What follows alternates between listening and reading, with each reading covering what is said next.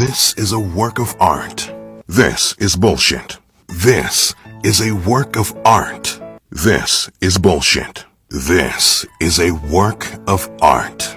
But this is bullshit.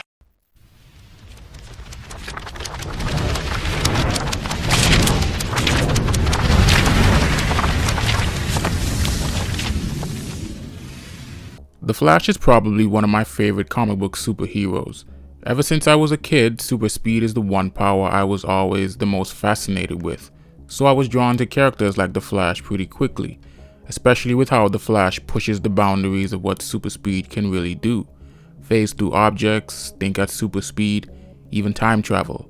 The Flash movie has a lot that it deserves criticism for, but I'll be keeping the critiques of this video exclusive to the way it depicts super speed.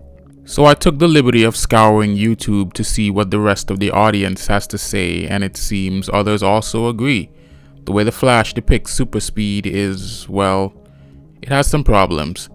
Now, there are other YouTubers who have done countless videos on super speed, and those videos are typically about super speed when it comes to the plot. So to avoid any confusion, this video will be specifically on super speed and how it's displayed. And this tweet I came across is actually what prompted me to make this video, and funny enough, it was a response to a clip from the Flash movie.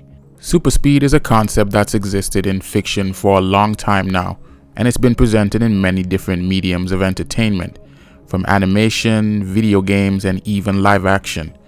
Looking back now, when it comes to super speed in live action, I'd say we have come a long way with some of the more recent adaptations. So the Flash movie has a very odd way of depicting super speed that makes it look very goofy.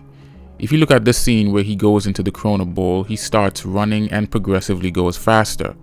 Yet when he reaches a speed where he's leaving a trail of lightning, his body is moving slower, which kinda doesn't make any sense.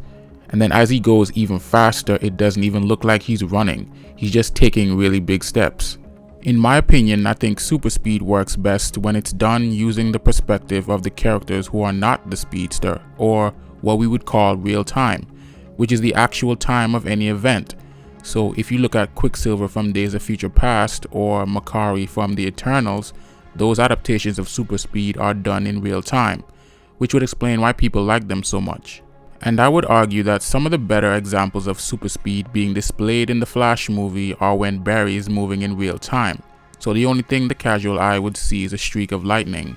Now don't get me wrong, I think super speed when viewed from the speedster's perspective, or speed time as I call it, does work, but only if it's done in short periods at a time. Scenes with too much speed time can result in the overuse of slow motion, which can kinda make the scene look boring. So another aspect of the Flash's super speed that's been heavily criticized is his running form. As bad as I thought this running form was, I figured there had to be some logical explanation for why he runs this way.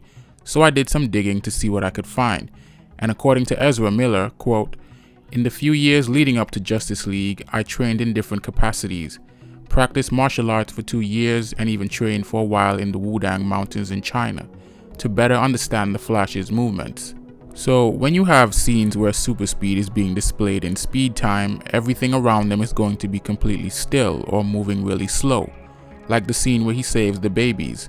So the speedster's movements would need to be very fluid when they're moving that fast in close quarters, or he could kill someone, kind of like how A-Train from The Boys killed Robin by accidentally running into her. So I guess I could give the running form a little bit of credit when being used in that context.